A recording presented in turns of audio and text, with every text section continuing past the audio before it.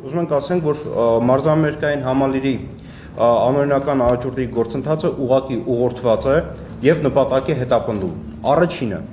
քողարկել Հայաստանի Հանրապետության կառավարության կողմից Կարեն Դեմիրճյանի անվան մարզամերկային համալիր ընկերության միջոցով այլ վարկային երաշխիքները մարելու գործարքները։ Երկրորդ ակնհայտ իրավականությունը չհամապատասխանող տեղեկություններ տարածելով ստվերելու մարզահամերկային համալիրում 2005-ից 2007 թվականների ընթացքում կատարած շուրջ 42 միլիոն ԱՄՆ դոլարի չափով օտարերկրյա ներդրումների անժխտելի փաստը նախապես մշակված սցենարով ծուղակ է ստեղծվել ընկերության համար կյանքի կոչելով համալիրը ձեռք բերելու որոշ մարդկանց ցանկությունը։ Եվ երրորդ ԴԱՀԿ ծառայության անօրինական գործողությունների պատճառով անհաղթահարելի իրավիճակ է ստեղծվել ընկերության բնականոն գործունեության համար։ Այդ իսկ պատճառով մարզամերկային համալիրը ստիպված է ժամանակավորապես դադարեցնել իր գործողությունը։ Եվ սա արդեն երեկվանից չի ստել, արդեն մոտ 2-3 ամիս մենք այդ կարգավիճակում ենք։ Մնացածը ավելի իրավական տեսանկյունից հիմնավորված կներկայացնի մեր գործընկերը փաստաբան Արմինե Հակոբյանը։ Շնորհակալ եմ։ Հաշվի առնելով, որ ներկայումս գործը գտնվում է դատարանում, ուղղակի անմիջականորեն նշեմ, հիմնականում բռնագանձման վճռի հետ կապված եւ դատական պրոցեսների հետ կապված որևէ տեղեկություն ես չեմ կարող տրամադրվել, հաշվի առնելով այն հանգամանքը, որ դռնփակ դատական նիստով է տեղի ունեցել պրոցեսը եւ ես գաղտնիության փաստաթուղթ եմ ստորագրել եւ կարող եմ լուսաբանել ընդհանրապես կատարման փուլի հետ կապված, որը բավականին, ինչպես նախկինում անդրադարձել են մամուլում եւ մեր կողմից նշվել է օրենքների խախտումներով է իրականացվում։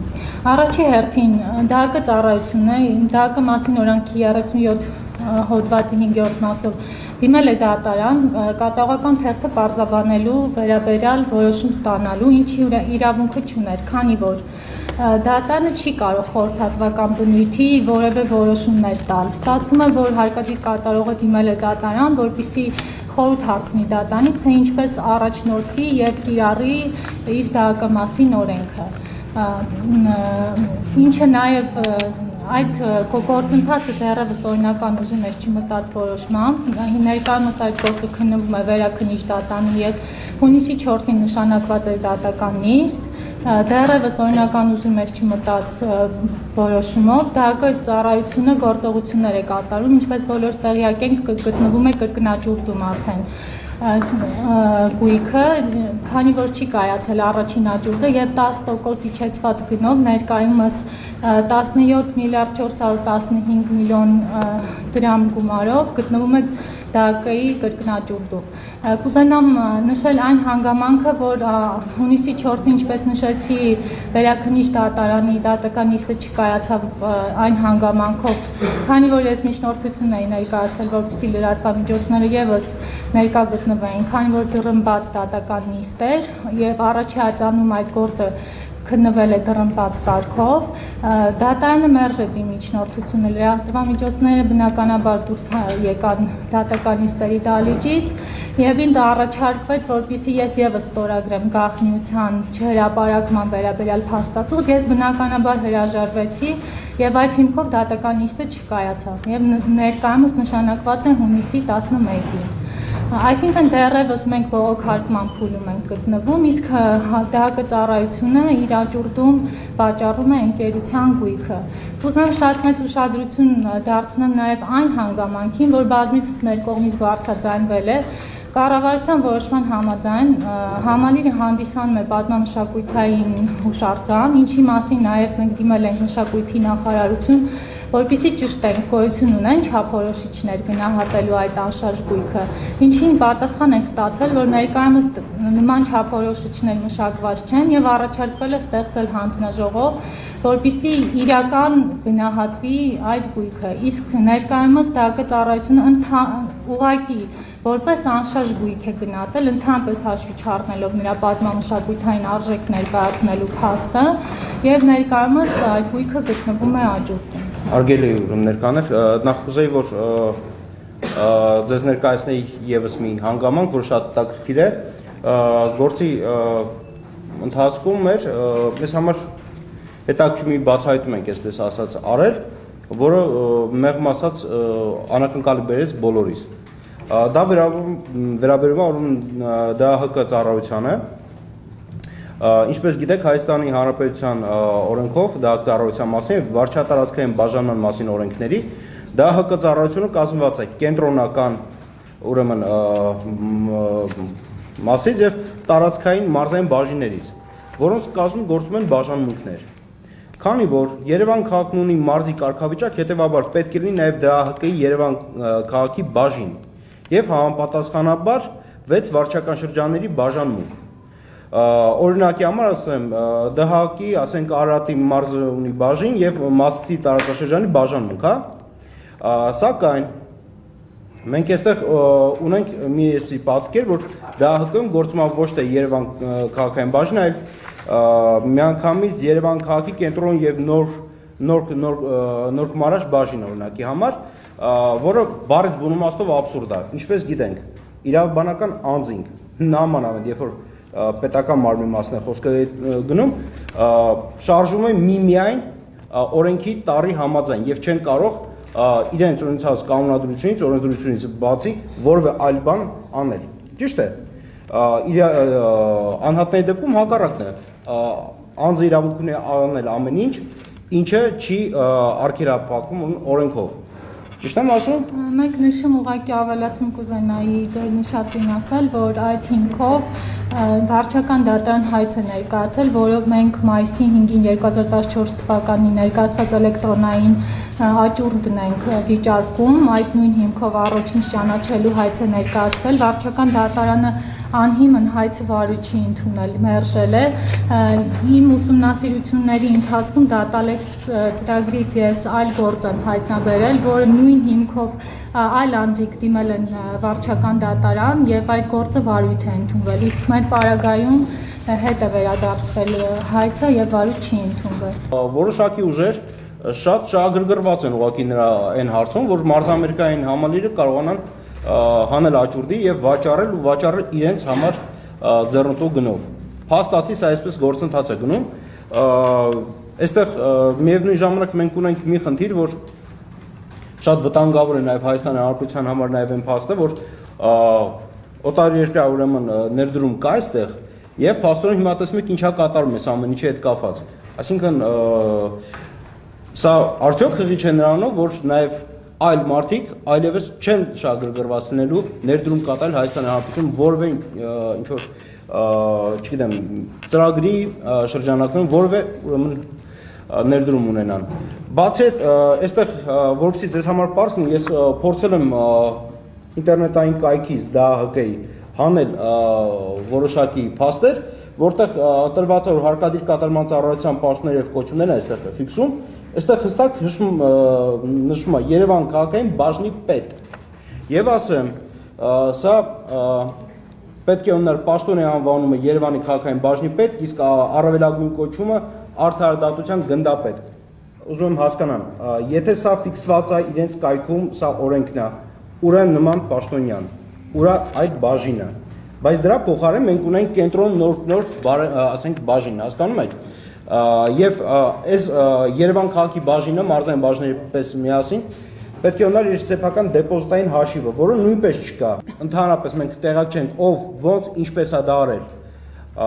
Այլ գնահատվելու լրիվ այլ չափանիշներով եւ գնահատման արժեքը բավականին պիտի բարձր լիներ։ Դուք ինչ գնով եք, դուք չէ, համալիրը նախորդից ինչ գնով է ձեռք Նախորդից ո՞նց էին գնահատել, էլի բաց համապատասխանը եղել է փաստ, որով եղել է եւ երկրորդը այստեղ հիմա բացատրեմ ինչն է խնդիրը։ Ժամանակին երբ որ տրամադրում էր համալիրը, ուրեմն տրամադրում էր որոշակի նախապայմաններով, որը գիտեք նաև հենց այդ ներդրումային ծրագիրն էր իր մեջ ներառում 42 միլիոն ԱՄՆ դոլարի չափը։ Այս ինչ որ մենք ասեցինք։ Ինչպես ներդրումի մենք խոսում ենք ներդրումի մասին։ Այսինքն բացի հիմա երբ որ ուրիշի կվաճառեն, ես ուղղակի օրենքն եմ ասում, երբ որ ուրիշի կվաճառեն, նրա առաջ էլ նախապայման կդնեն։ Բայց հիմա դուք ասում եք գինը պետք է հանձնաժողովը որոշի։ Հիմա հանձնաժողովը որոշի, որ համապատասխան կարգով ուրեմն ես հենց ասում, սա պետությունը ինքն է, չէ՞ որոշել գինը։ Շատ լավ։ Հիմա մենք հարցը մտել է դատարան որպես սեփականություն։ Համաձայն եք։ Հիմա ես ներկայացնում եմ այն ինչ որ վերաբերում է կոնկրետ սեփականատիրոջ իրավունքներին, դրան էլ եք համաձայն։ Եվ երկրորդը պետությունը ոչ թե վաճառեց ուղղակի, պետությունը համապատասխան ուրեմն գնաց պայմանավորվածության, որովհետև համալիրը գտնում էր անմխիթար վիճակում, եթե հիշում ենք։ Ինչպես համալիրը այսօր գործում է եւ ի վիճակյա ցանկացած որ մասով պարտավորությունը ներդրումը արվել է մինչև վերջ 42 միլիոն ամբողջովին արած է։ Այսինքն համալիրում տեղ չկա, այլ ինչ պետք է արվի, ինչ կա որ կառուցավորված չի, ինչն է որ վերանորոգված չի, ինչն է որ վերազինված չի, այդպիսի բան չկա։ Ցանկացած մակարդակի միջոցառում ամենաբարձր մակարդակով, եթե պետք է անցկացվի Հայաստանում, մենք դա վիճակի ենք անել։ Վերազինված է մաքսիմալ կերպով։ Այնպես որ այս պարտականությունները կատարված են մինչև վերջ։ Օրենքով սահմանված կարգով պատմամշակութային արժեքը իրավունք ունի պետությունը վաճառել որևէ մասնավոր ընկերություն։ Այստեղ եւ իրավաբանները պատասխան, որովհետեւ ես եւ արդյոք համալիրը մարզամերկային համալիրը պատմամշակութային միանշանակ է դա։ Կառավարության որոշման այո համաձայն 2005 թվականի համալիրի պատմամշակութային հուշարձան է համարվում եւ երբ որ օտարվել է նախկինում ներկայիս սեփականատիրոջը հստակ պայման է դրված լինել, որպեսզի չպետք է խաթարվի իր գործունեությունը, նշանակությունը չպետք է փոխվի, այսինքն այն ինչ որ ձեռք են բերել պարտավորվածություն են ունեցել կատարել ներդրումներ, որը կատարվել է, կարող եք դուք ինքներդ էլ բարձել այդ ներդրումների պահով ընկերությունը ԱՀ-ի մասով գերավճարներ ունի։ Պետությունը իրավունք ունի վաճառել հայ ժողովրդին պատկան։ Ներողություն եմ խնդրում։ Սա ոչ թե ուղակի վաճառք է եղել, նորից եմ կրկնում։ Սա եղել է պայմանավորվածություն նրա հետ կապված, որ նորից վերսկսվի աշխատանքը մարզահամերգային համալիրի, որովհետև մարզահամերգային համալիրը 2005 թվականի դրությամբ գտնում էր անմխիթար վիճակում եւ ի վիճակի չէր այլևս այդ կարգավիճակով գործելու, այսինքն բայց ինչի շնորհիվ, որպեսզի կարողանան վերագործարկեն եւ պաշտպանեն, ներողություն եմ խնդրում, եւ որպեսզի պաշտպանեն նորից հենց այդ ձեր նույն ասած, հասկացա, ամեն ինչը կատարվել է հենց նրա համար, որ եւ հնարավորություն ունի վերագործարկելու մարզահամերգային համալիրը, որպես մշակութային կառույց, որտեղ միջոցառումներ են տեղ ունենում, եւ միևնույն ժամանակ որպես պատմամշակութային կառույց նորից չփլուզվի, չխաթարվի եւ չդառնա Դվին հյուրանոցի, Զվարթնոց օդանավակայանի դե ըստ դրա էլ ուրեմն եղել է այդ ներդրումը հենց պայմանագրի շնորհիվ եւ այդ պայմաններով որոշ ուժեր բարից բուն իմաստով շատ մեծ հետաքրքրություն ունեն մարզահամերգային համալիրը այսօր գնելու եւ այսօր ինչպես գիտեք ինչ եմ ասում որոշ ուժեր որովհետեւ ոչ ոք բացահայտ ինչ որ բան չի արտահայտել որ ես ցանկանում եմ ձեռք բերել ամեն ինչ կատարվում է շատ քողարկված շատ թաքուն ձևով այլ մարդկանց շնորհիվ հա օրինակ այստեղ ԴՀԿ-ի շնորհիվ օրինակ նրա շնորհիվ որ ներգրավում է պաշտպանության նախարարությունը այն դեպքում երբ որ մեր ամբողջ գործարքը ի սկզբանե եղել է Ֆիննախի հետ ինչպես դուք գիտեք իսկ հիմա պետությունը ասում է որ ձեր աշխատանքներում դուք շարունակեք պաշտպանության նախարարության հետ իսկ բոլորս էլ հասկանում ենք որ պաշտպանության նախարարությունը դա այն թափանցի կառույցը չի որ այդ կարող է բացեի բաց որ աշխատանք շարունակել պարզ հանգամանքով որ պաշտպանության դե նախարարությունը ունի գաղտնիություն եւ այլն եւ ամեն ինչ մտնում է փակ դռների ետևում ինչպես եղավ մեր դատական process-ը փորձում են ամեն ինչ անել ծածուկ գաղտնի ստորագրել տան իրավաբաններին փաստաբաններին որ գիտեք ինչ ստորագրեք որ դուք ինֆորմացիա չեք հայտնելու այսինքն մարդու գույքո վերցնում եք ձեռից բայց ասում եք գիտես ինչ չասես ոչ մեկի որ մենք վերցնում ենք շատ ծիծաղելի վիճակ է չէ՞ ստեղծվում Ժորժ ջան խնդրում սրա վրա մի փոքր ուշադրություն դարձնենք եւ ընդհանուր առմամբ չգիտեմ այստեղ առաջի խնդիրը չի վարույթների հետ կապված երմիրաբաները կասեն հա բազմիցս տարբեր խնդիրներով այս process-ի ընթացքում դիմում են վարույթ չի ընդունվում։ Արդյոք սա նորմալ ուրեմն գործելակերպ է, ինչ եք դուք կարծում։ Եվ երկրորդ հանգամանքը, օրինակի համար նույն աճուրդի ժամանակ առաջի աճուրդի փուլը որ սկսեց, առաջի օրերին ընդհանրապես ինֆորմացիա չէր տրամադրում, որ մարզամերկային համալիրը դա պատմամշակութային ուրեմն կառույց է եւ նաեւ գնորդը նաեւ պարտականություններ է կրելու, ուրեմն պահպանելու այդ կապված եւ այլն, բայց մենակ պատմամշակութային բառը դա գնի մեջ դուք պատկերացնում եք ինչ էական փոփոխություն է մտցնում։ Այսինքն ուղղակի ինչ որ մի փոքր ինչ որ նկար, որ կարող ենք ամեն քայլափոխին գնել եւ Լեոնարդո դա Վինչիի ձեռքի գործերը դա նույնը չեն։ Հիմա մեր ազգի համար մեր մեծագույն արժեքներից մեկը նույն մարզամերկային համալիրն է, համապատասխանաբար գինը շատ ավելի բարձր է։ Սակայն այսօր ստում են շատ ցածր գնից իրականում եւ շատ արագ հիմա կսկսեն տոկոսները իջացնել։ Մինչեւ որ կհարմարվի իրենց այն գնի, որը պատրաստ կլինի ոմն պարոն վճարել։ Սա է մեր իրականությունը։